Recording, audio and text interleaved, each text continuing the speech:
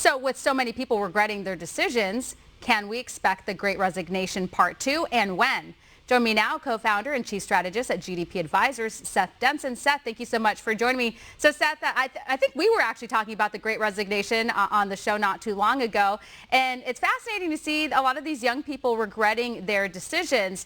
But I just think that the younger generations are a lot different when it comes to work ethic.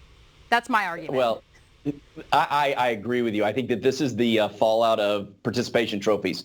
But the grass isn't always greener. And I think that, with this world of reality TV and everybody thinking that they're going to be a social media influencer and, whatever, I think that they go into it with a very different expectation. And shocking that the job isn't necessarily what you expected, and you can't really test culture over a Zoom call. And I think that's a big part of this too. The old days where you'd actually go in for an interview, you'd meet the people, you'd see, kind of look around, is this a place where I want to spend any time?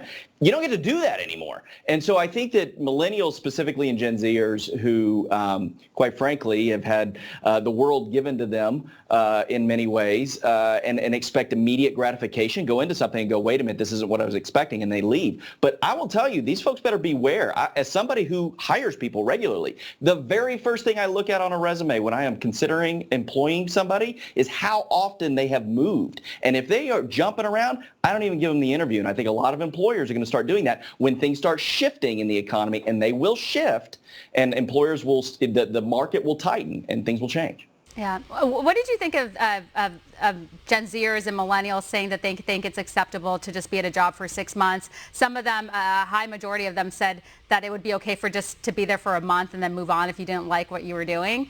I have a rule here. I at least always stay at a job at least a year or longer, and I don't think I've ever left a job after a year. I just feel like when you sign on to something, you're making a commitment, and there's a training process and a getting comfortable process, and I just don't think it's the right thing to do. Unless, of course, you're being treated terribly and it's just like an awful work environment, then obviously you have a reason to leave. But this idea to be jumping jobs so frequently just because you're unsatisfied, I don't always think the grass is greener on the other side, and that's what these young people are learning according to this survey. Well, Stephanie, I think you were raised different than, unfortunately, a lot of this generation was, as was I, and as was a lot of people.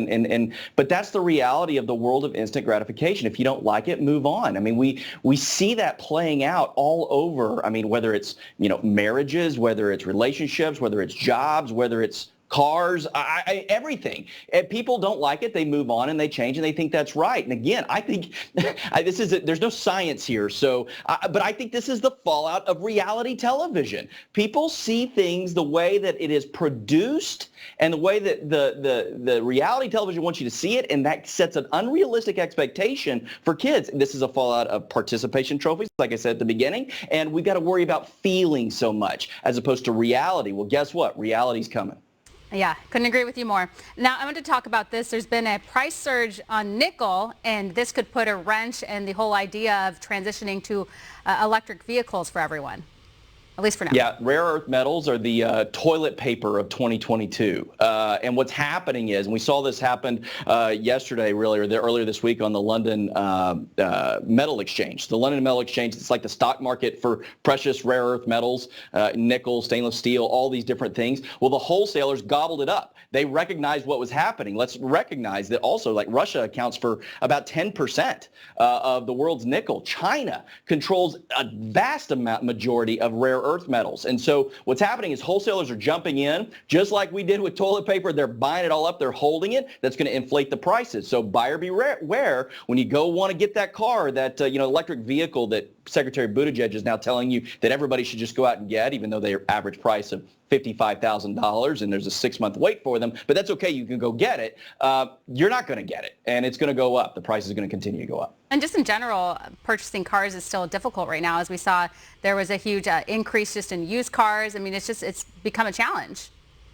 Yeah, there's about 1 million available cars on the market right now. That's in contrast to about 3 million last year, which was down from the year before that. When America has woken up to supply chain challenges. Nobody knew what a supply chain really was 3 years ago. We're all figuring this out. And what's happening is specifically with the chip shortage, and that's going to continue to be a problem, that means that manufacturers are deciding which cars are getting built. Well, guess what? If I have a chip, I'm not going to put it in a Ford Fiesta if I'm Ford Motor Company, where where I can only charge 30 grand for the car. I'm going to put it in a Ford F-350 where I can charge 100 grand, and I'm still going to sell the car. And so that's going to cause the cost of cars to skyrocket, people holding on to the inventory they have, and this is going to continue to be a problem in the days, weeks, and even months and possibly years to come. And we just touched on so many important things. And again, I'm just still grinding my gears over the Transportation Secretary, Pete Buttigieg, saying that, oh, if gas is too expensive for you, just go get an electric vehicle. It's so out of touch. I mean, this is a guy who is picked up in a black SUV for work. We saw him do his little stunt where he was pretending to ride his bike to work and then got picked up and put in the SUV. So it's just really despicable. I think these people need to get out of their bubble and talk to regular, hardworking Americans because they're just totally out of touch. Well, Seth, we're going to leave it. Absolutely tone deaf. Absolutely tone deaf. You're absolutely right. Totally. Well, Seth, we're going to leave it here. Thank you. Thanks, Steph.